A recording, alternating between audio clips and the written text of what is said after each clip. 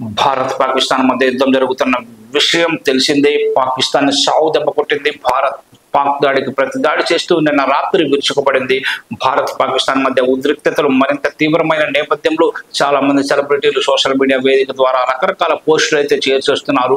India దెబ్బకు పాకిస్తాన్ కనిపించకుండా పోతుందని కొందరు రాసుకొస్తే మరికొందరు మా మౌనాన్ని చేతకానితనం అనుకోవద్దంటూ పాక్ కి వార్నింగ్ ఇస్తున్నారు. తాజాగా నేషనల్ క్రష్ రష్మిక మందన కూడా భారత్ పాకిస్తాన్ యుద్ధంపై సోషల్ మీడియా వేదికగా ఓ పోస్టును అయితే షేర్ చేసింది.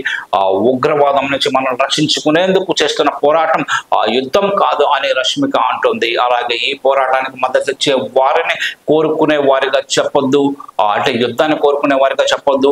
దేశ భద్రత న్యాయం కోసం ఆరాటపడే పౌరులు వాళ్ళు దూకుడుగా దాడి చేయడానికి ఆత్మరక్షణకు చాలా భేదం ఉంటుంది.